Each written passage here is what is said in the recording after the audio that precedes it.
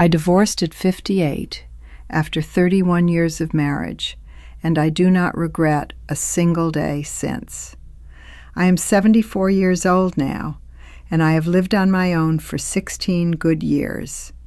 I am not a bitter woman, and this is not a story about a bad man or a broken heart. It is a story about a woman who finally chose herself, late, and lived to be glad she did.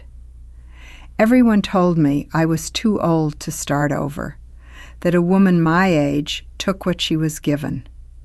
I believed them for a long while, and it very nearly cost me the last good years I had. Tonight I will tell you how I found the courage, and what people said, and what I feared most.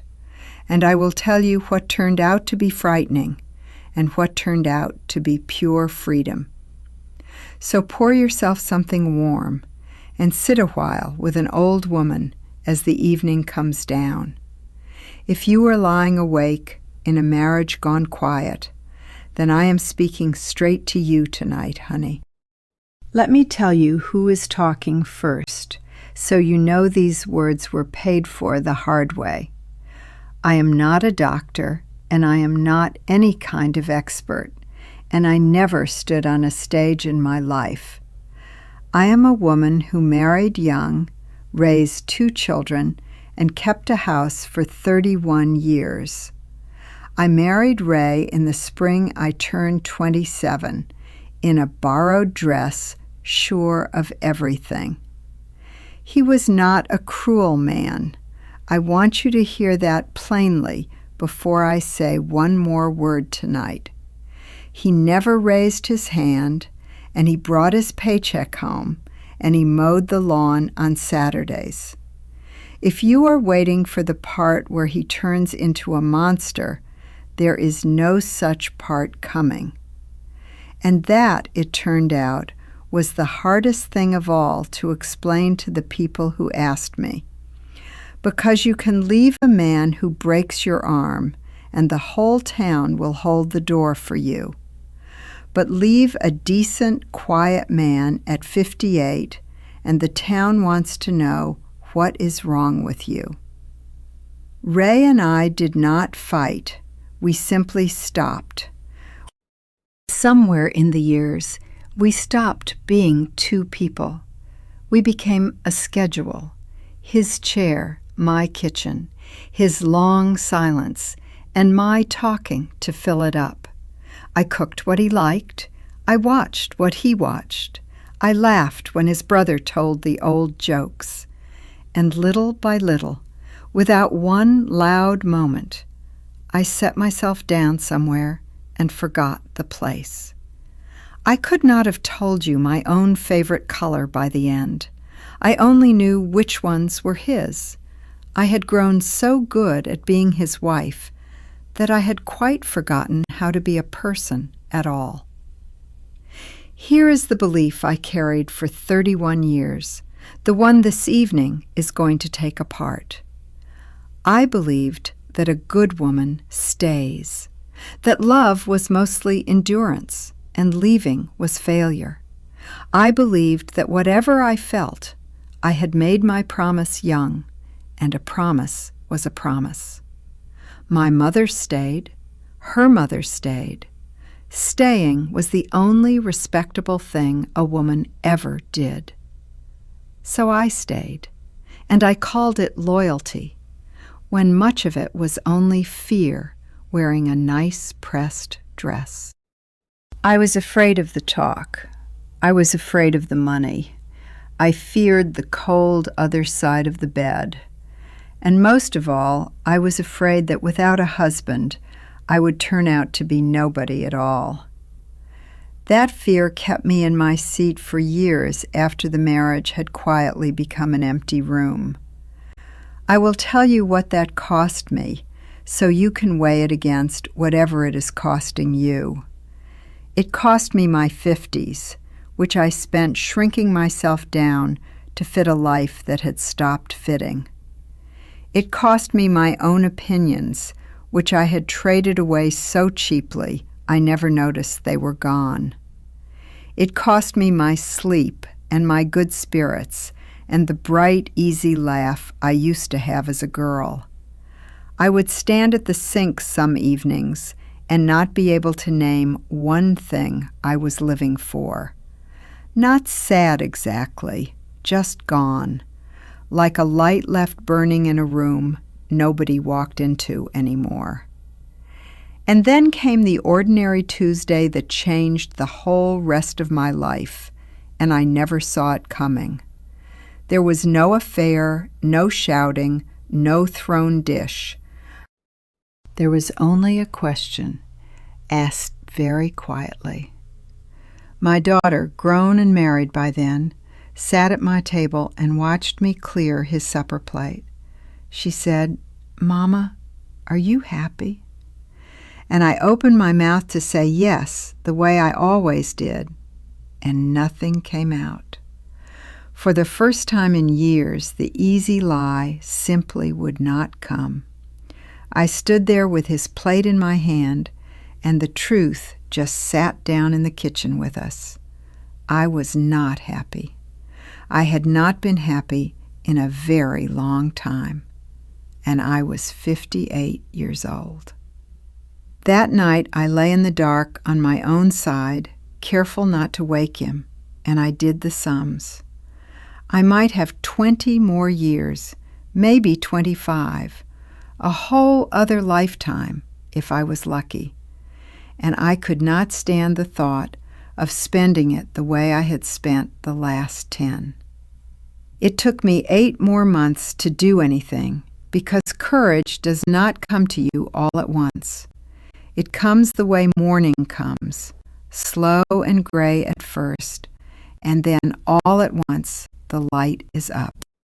I will tell you about the day I finally said the word out loud, a little further along tonight. But first I want to give you the heart of it, the reasons I have never once been sorry.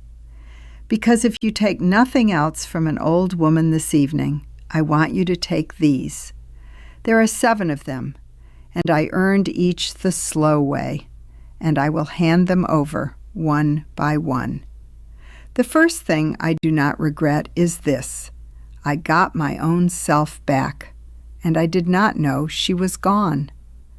The morning after I moved into the little rented place, I woke and the whole house was silent, and for one cold minute I was terrified, the way you are when the ground shifts under your feet. Then I made coffee the way I like it, strong, with too much sugar, the way he always frowned at. I drank it standing at the window, and no one in the whole world knew where I was that hour. It should have felt lonely. Instead, it felt like the first free breath I had drawn in years. I spent that whole first week finding out what I liked, as if I had just met a stranger. I learned that I liked the radio in the morning and the window open and my supper eaten late. Small things, silly things, but they were mine, chosen by me, and no one sighed at a single one. I had spent 31 years learning another person by heart. I finally started on myself. And the woman I found in that quiet kitchen turned out to be someone I was glad to know again. The second thing I do not regret is trading a crowded loneliness for a peaceful kind of alone. People warned me I would be lonely, and they said it like a threat, and I believed it would be so. What no one told me was that I had already been lonely for years, beside a warm and breathing body. There is no loneliness on this earth quite like lying next to someone you can no longer reach. I had been lonely at his side at the breakfast table, lonely in the car on the long drives home, lonely at every party, smiling, while we told the same worn story neither of us believed anymore. Being alone in my own place was a different thing entirely, and it took me a while to feel it. Alone, I answered to no mood but my own. The quiet was mine, and the quiet did not have a temper. A marriage gone cold is a house with someone in every room and nobody home in any of them. I will take an honest, empty house over that any evening of the week, and I have, and I do still. The third thing I do not regret is walking straight through the fears that had held me for years. I was afraid of three things above all others, and I will tell you how each one turned out. I feared the money first, because he had always handled it, and I only signed where he pointed. I thought I would end up eating cold beans in the dark, a poor old woman nobody warned in time. And money was tight, I will not lie to you. I cut everything down to the bone that first year. But I learned to read a bank statement at 58 and found I was better at it than he was. I feared the nights next, the dark house, and every small, unexplained sound inside of it. For a month I slept with the hall light on, like a frightened child, and I was not ashamed. Then one night I simply was not afraid anymore, and I turned it off and slept like the dead. The frightening things, I learned, are almost always smaller than the cage you stay in to dodge them. Fear is a fine liar. It shows you the wolf and hides the plain fact that the door was never locked. The fourth thing I do not regret is finding out I was far braver than I was ever allowed to be. All my life I had been called the sensible one, the steady one, the one who kept things nice. Nobody, least of all myself, ever thought I had one brave bone in my whole quiet body. But it takes a mountain of quiet courage to sign your name and walk into an unwritten life. The day I signed the papers, my hand did not even shake. I was surprised at how still it was. I had spent so long being afraid that when the real moment came, I was strangely, deeply calm. Courage, I learned, is not the absence of fear. It is doing the thing while your knees are knocking. I had been brave for 31 years in all the small daily ways women are never once thanked for. I had simply never been brave for my own sake, and it turned out I had plenty of it saved up. You may not think you are a brave woman. I did not think so either. We are both wrong about that. The fifth thing I do not regret is letting go of what other people had to say about it all. And they had plenty to say. A woman leaving at 58 gives a small town a great deal to chew. Some said I was selfish. Some said I was having a breakdown. Some said I would come crawling back. The church ladies brought casseroles to him, not to me, as though I were the one who had died. An old neighbor stopped me in the market and asked, quite seriously, what he had done wrong. And I saw then that they could not picture a woman leaving simply to save her own one life. For a while their words stung like sleet, and I rehearsed my answers, and I lost sleep over them. Then I understood a thing that set me free. Their talk was about their own fear, not about me. A woman who leaves reminds every unhappy soul in town of the door they are too scared to try. So I stopped explaining myself. I let them talk. Talk is cheap, and it cannot follow you home. The sixth thing I do not regret is making my peace with Ray without ever once going back to him. This is the part that people understand the least, so let me say it slow and plain tonight. I did not leave because I hated him. I left because I had lost myself and could not find her married. He was not my enemy. He was a decent man in a marriage that had quietly stopped being one. In time, the anger drained out of it, the way dishwater drains once you finally pull the plug. He remarried a few years on, a kind woman from his church, and I was glad for him and meant it. We speak now and then, at a grandchild's birthday, gently, like two people who once shared a life. There is no venom left in me for that man, and I thank the years for taking it, for venom is heavy. You do not have to make a man a villain to be allowed to leave. That is a lie, and it traps women. I left a good enough marriage because good enough was not what my one wild life was ever for. The seventh thing I do not regret, and maybe the sweetest of all, is the plain daily freedom of it. Freedom is a big word, but mine arrived in very small sizes, and those are the ones I treasure. It is eating buttered toast for supper because I feel like it, standing at the counter, crumbs and all. It is painting the bedroom a soft yellow he would have called foolish, and loving it each morning. It is going to bed with a good book and the lamp on as late as I please, answering to no sigh.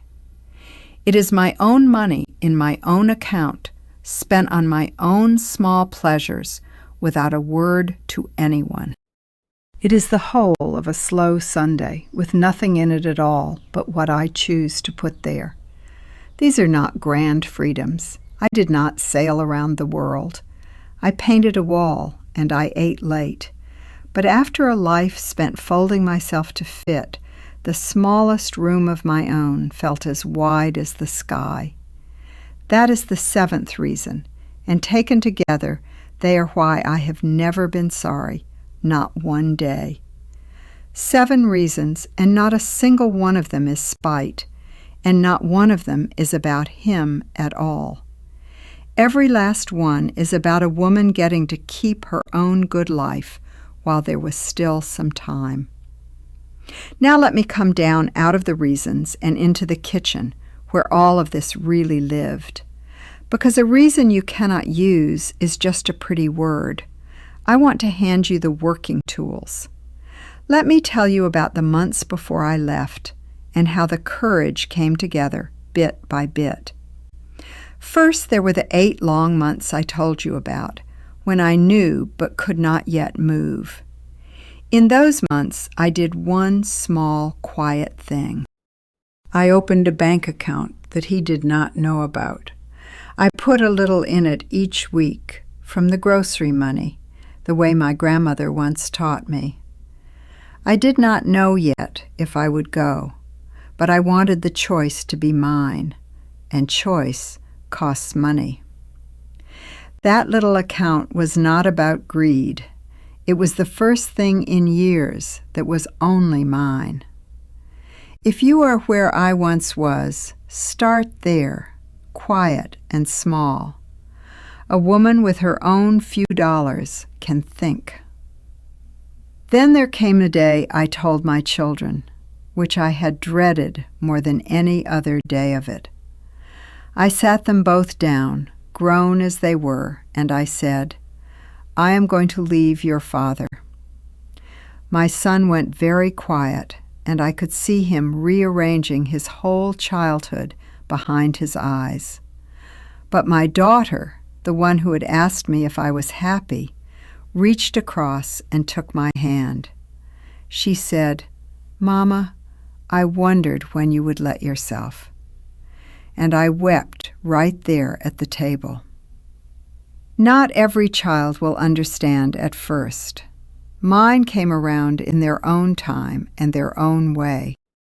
If yours do not understand, give them the years. The truth is slow, but the truth does travel. Let me tell you about the first supper I cooked in my own place, for one, on a real china plate. I set the table properly, fork and knife and a folded napkin, though there was only me to see it. I had spent a whole lifetime feeding everyone else. That night, I fed myself, as if I mattered too. And I did matter. It turns out you can throw yourself one small kindness, and it lands just the same. Let me tell you about the middle of the bed, because that one truly caught me off my guard. For weeks I slept on my old side out of pure habit, the left one, tucked to the very edge. Then one cold night I slid to the warm middle and stretched out like a starfish and laughed aloud. 31 years I had kept to my half. It had never once occurred to me the whole bed was mine. A small thing, I know, but the body learns its freedom long before the mind quite believes it. Let me tell you about my friend Carol, who divorced 2 years before I did and lit the way ahead. When the whole town clucked its tongue at me, Carol brought a bottle of wine to my new porch. She said only, "I know." And those 2 words were worth more than all the advice in the county. Find your Carol, if you can. It's just as beautiful One as I woman remember. who has walked it I'm so is glad worth we came back 100 today. who only ever worn. And let me tell you about Dorothy, who stayed, and against whom I will not say a single word. Dorothy chose her marriage with her eyes wide open, and she is at peace, and that is her good answer. This is not a sermon that everyone must leave. Some should stay, and stay gladly, and I honor that. The point was never the leaving. The point was choosing, with open eyes, instead of only enduring. Let me tell you about the red coat, because sometimes a woman's freedom wears a bright color. I had wanted a red winter coat for years, and always bought the sensible gray one instead. That first winter on my own, I walked into the store and bought the red one, and wore it proud. A woman in a red coat at 60 is not invisible. She has decided to be seen, and so she is. Let me tell you about the fear of being a burden, for I know it sits heavy on women our age. I worried that starting over meant leaning on my children, the sad mother they had to manage. So I made myself a quiet rule. My freedom would not become their weight. I would carry my own. I found a little job at the library, 3 mornings a week, shelving books and greeting folks. It was not the money so much as the belonging, a place that expected me and missed me when I was ill. If you fear being a burden, find one small place that needs you. Purpose is the best company there is. Let me tell you about the piano, which had sat closed in our front room for 20 long years. I had played as a girl before a household of other people's needs quietly closed the lid for good. In my little rented place, I found a second-hand one for next to nothing, and I opened it right up. My fingers were stiff and slow and wrong, and it was the happiest sound that house had ever heard. Let me tell you about the first holiday alone, because those are the days that truly test you.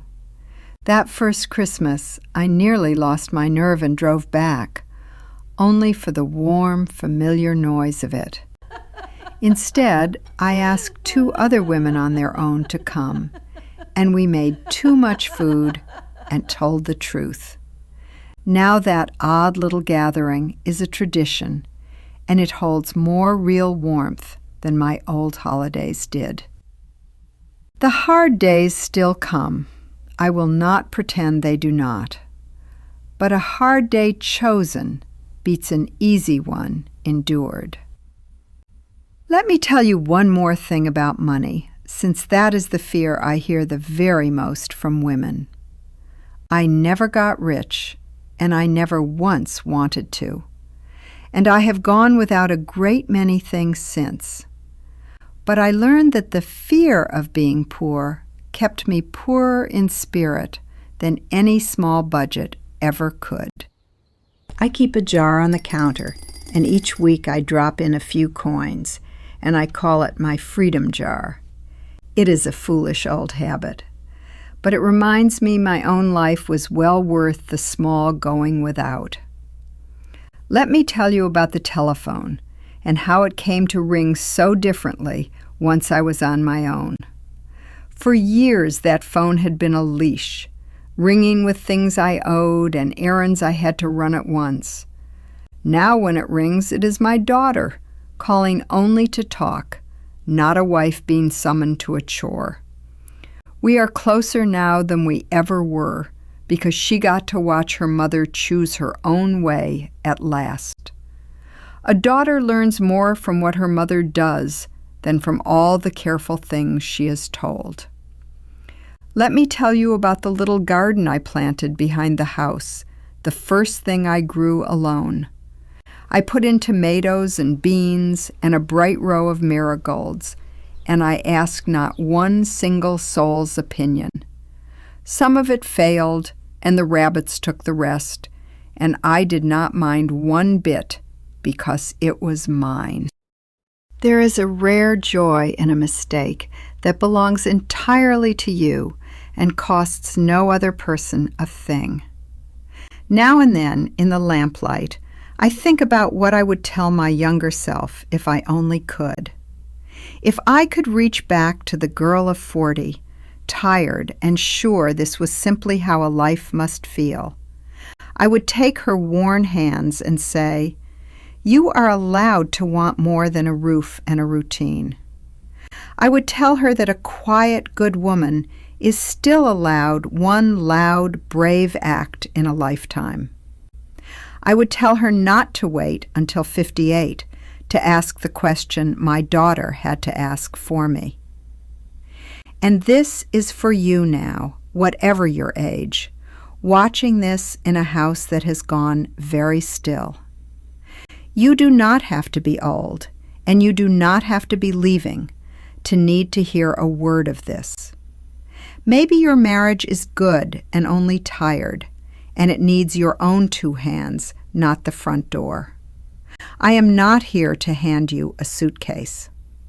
I am here to hand you back your vote in your own one life. Now let me tell you why all of this works as far as one old woman has come to understand it. We are told a great many things about what a woman owes, and most of them we never once checked. We are told that love is staying no matter what, and that leaving is always the coward's road. But I have come to believe the braver love is sometimes the honest goodbye given without cruelty. A life is not a sentence to be served out.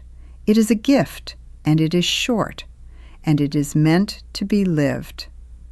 Time does not care how respectable your unhappiness looks from the road. Time only keeps on going, and every year you spend shrinking is a year that does not come back around for a second try. I do not say this to any woman in a happy marriage, and there are many, bless them, and I mean it. I say it only to the woman who has been quietly disappearing and calling her own vanishing a virtue.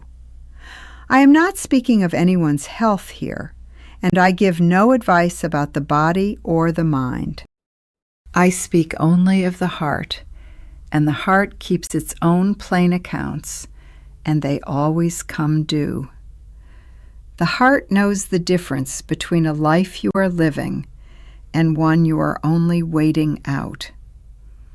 People ask if I was not afraid to grow old alone, with no husband sitting in the next chair. And I tell them the plain truth. I would rather grow old as myself than fade beside a stranger. Let me tell you about a morning just last week, so you can see where the long road has brought me. I woke in the middle of my own bed, in a room the color of soft butter, with the birds all going. I made my coffee too sweet, and I carried it out to the porch, and I sat down in the good chair. The street was waking up, and a neighbor waved, and I had nowhere I had to be but right there. And I thought of the woman at the sink years ago who could not name one thing to live for. I wanted to reach back through all the years and tell her, "Hold on, it is all still coming." The freedom, the quiet mornings, the daughter who calls, the self you set down and thought was lost. She is not lost, love. She is only up ahead, waiting on a porch you have not yet reached. That is what I would say to her, and it is what I am saying to you, whoever you are tonight. Do not believe anyone who tells you that the good chapters are all behind you now at our age. So before you close this and the quiet comes back to your own room, let me ask one thing of you. I am not asking you to leave anyone. Hear me clearly on that. That is not the lesson of this evening. I am asking you to do one small, honest thing tonight, just for the woman you actually are. Ask yourself my daughter's question, out loud if you can. Are you happy? And then truly listen. Do not rush to answer it the easy way, the way I did for years. Just let the true answer come. You do not have to act on it tonight. You only have to stop lying to yourself about the answer. Buy the small notebook and write one line about the life you would live if you were a bit braver. Or take $1 and start the quiet jar, the account, the small first thing that is only yours. These are not grand acts. They are first stitches, and a whole new life is only stitches in the end. I want you to hear this from a woman who did the frightening thing and came out the far side warm. It is not too late. Not at 50, not at 60, not at 70, not at any age you are hiding at. A life can still turn late in the day, and the light late in the day is the very sweetest kind. You are not selfish for wanting to be a whole person before you are done being a wife or mother. You are not too old to start over, and you are not too far gone to find your own name once more. I found mine at 58, with shaking hands and a town full of talk, and I never looked back. So be gentle with yourself tonight, my dear. You have carried far more than anyone ever saw. You are allowed to set some of it down, and you are allowed to want a little joy before the end. The morning will come the way it always does, and there will be coffee, and there will be you.